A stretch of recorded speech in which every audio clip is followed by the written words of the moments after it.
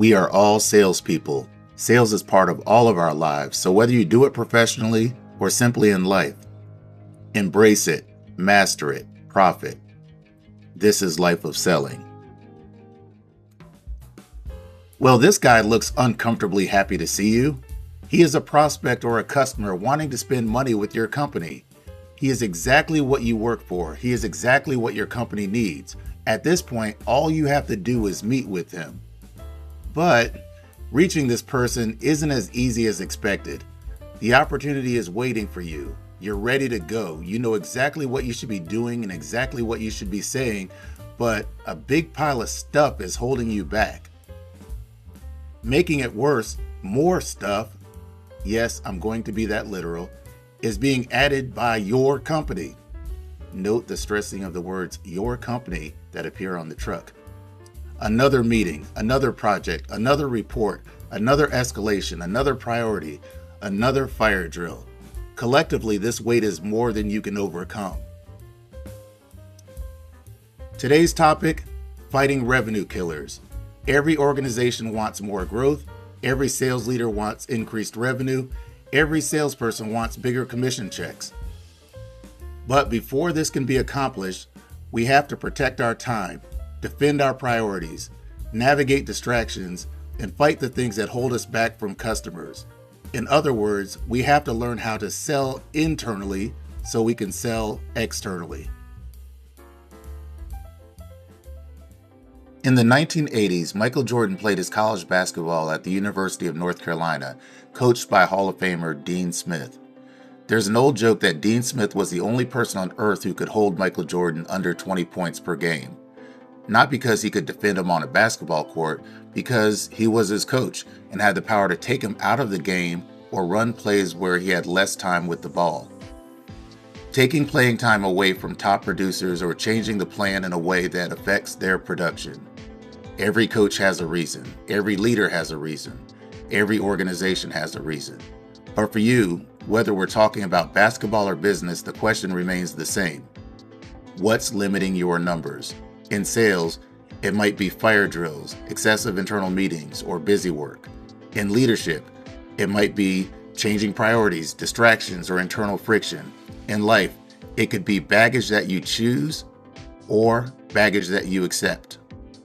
Before we can improve your numbers, we need to understand what's limiting them. Revenue killers exist at every level of an organization.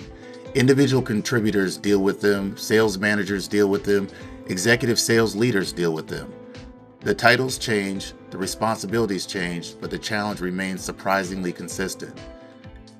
There are always things competing for your time, your attention, and ultimately your ability to generate results. For a seller, revenue killers often show up as activities that pull you away from customers. More meetings, more administrative work, more internal distractions. Anything that reduces the amount of time you spend creating opportunities and advancing deals. For a sales manager, revenue killers look a little different.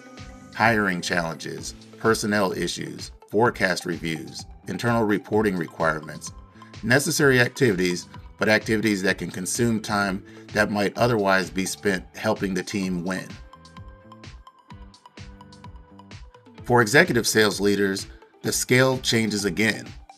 Organizational complexity, process, prioritization, cross-functional initiatives, decisions that either help revenue flow or unintentionally create friction throughout the organization. The specific revenue killers may be different at each level, but the lesson remains the same. Recognize them, fight them, keep moving. Because the things that stand between you and your goals rarely announce themselves as revenue killers. They usually arrive disguised as just one more thing. Not all hours are equal. Some hours create revenue, some hours support revenue, and some hours simply disappear. The mistake is treating every open space on your calendar like it is available time for anything. It isn't. Your best hour should be protected for your best work. Customer conversations deserve your best hours. That's where needs are uncovered, urgency is created, relationships are built, and deals move forward. If your best energy is being spent somewhere else, that will eventually show up in your numbers.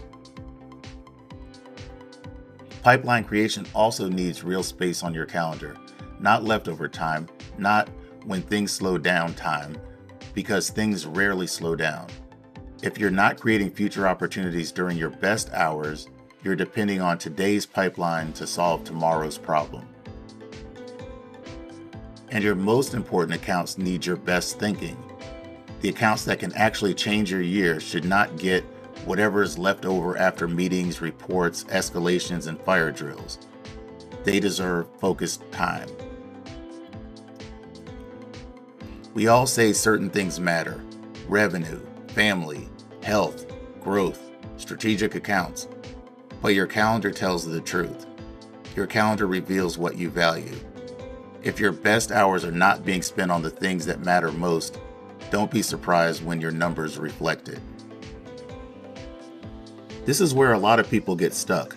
They recognize the problem, they understand the problem, they even complain about the problem, but they never sell their way out of the problem. The reality is that selling doesn't start when you're in front of the customer. Sometimes selling starts inside your own organization. You have to sell your priorities, not emotionally, not defensively, professionally. Here's what I'm working on. Here's why it matters. Here's the impact it could have.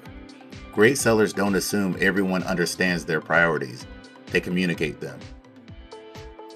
You also have to sell your strategy, especially if you're pursuing larger opportunities. Leadership doesn't need to buy into the dream. They need to buy into the plan. Why this account? Why now? Why is it worth the investment of time?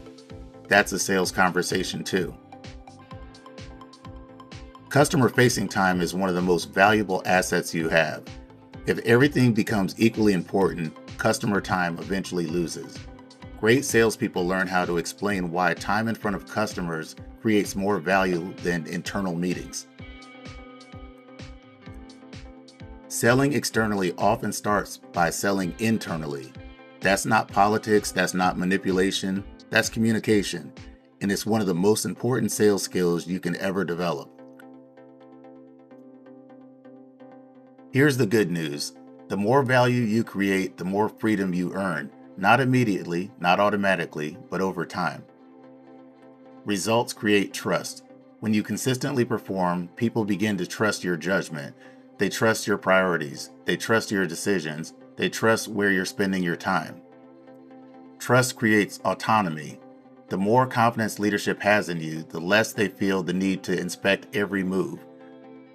They stop focusing on activity. They start focusing on outcomes. Autonomy creates opportunity, more time with customers, more strategic accounts, more influence, more room to focus on the things that actually move the number. Think about Michael Jordan. Nobody wanted him sitting on the bench. They wanted him on the floor scoring points. The same thing happens in business. The more valuable you become, the harder it is to take you off the floor. Let's go back to where we started. The first image in the presentation was admittedly cartoonish, intentionally absurd. Giant bags chained to a salesperson, a customer standing just a few feet away, a salesperson desperately trying to reach that customer but unable to get there, and to make it even more ridiculous, someone from his own company unloading even more bags and literally chaining them to the pile, adding more weight to the very thing that was already preventing him from reaching his customer. Obviously, none of us have giant bags chained to our waist, but most salespeople immediately understood the point. We all have things that compete with revenue generation.